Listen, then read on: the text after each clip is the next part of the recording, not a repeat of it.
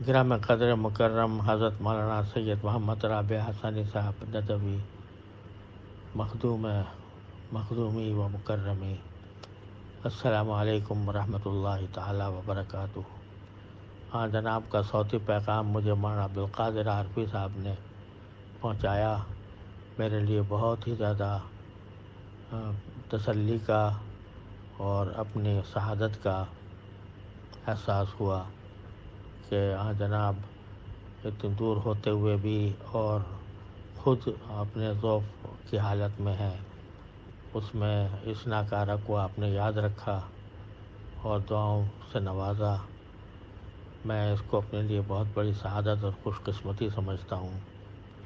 اللہ تبارک و تعالیٰ آپ کے سایہ شفقت کو ہمارے سروں پر تا دیر بحافظ سلامت رکھے، اور اللہ تبارک و تعالیٰ نے آپ کے ذریعے جو ایک ندوے کو حضرت مولانا علی میاں صاحب قدس اللہ تعالیٰ سرہ کے خطوط پر پورے اعتدال کے ساتھ اور ہر طرح کی میانہ روی کے ساتھ اور حکمت و فقاہت کے ساتھ جاری رکھا ہوا ہے، یہ ہم سب کے لیے، پوری امت کے لیے باعث مسرت ہے۔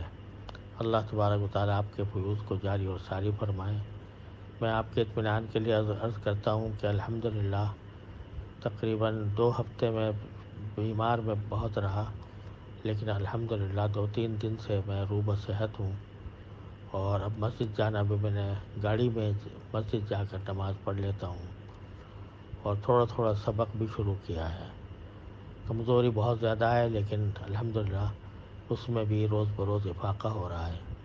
میں آپ حضرات کی دعاؤں کا بہت ہی محتاج ہوں، ہر قدم پر اللہ تعالیٰ کی تذکیری کا محتاج ہوں۔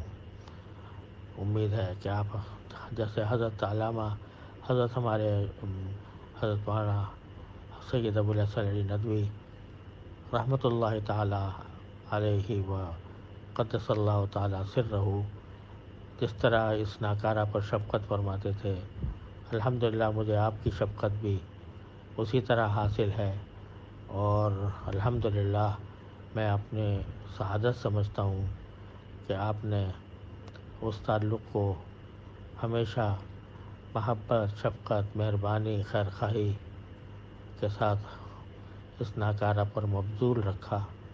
یہ میرے لیے بہت ہی ڈھارس کی بات ہے، بہت تسلی کی بات ہے۔ اللہ تبارک و تعالیٰ آپ کے سایہ شفقت کو ہمارے سروں پر سلامت رکھے۔ میں آپ کو الحمدللہ اپنی صحت کی طرف سے اطمینان دلاتا ہوں۔ اللہ کے رحمت سے امید یہی ہے کہ اب دن بدن ترقی ہوگی، اور میں آپ کی دعاؤں کا بے حد محتاج ہوں۔ السلام علیکم ورحمۃ اللہ تعالیٰ وبرکاتہ۔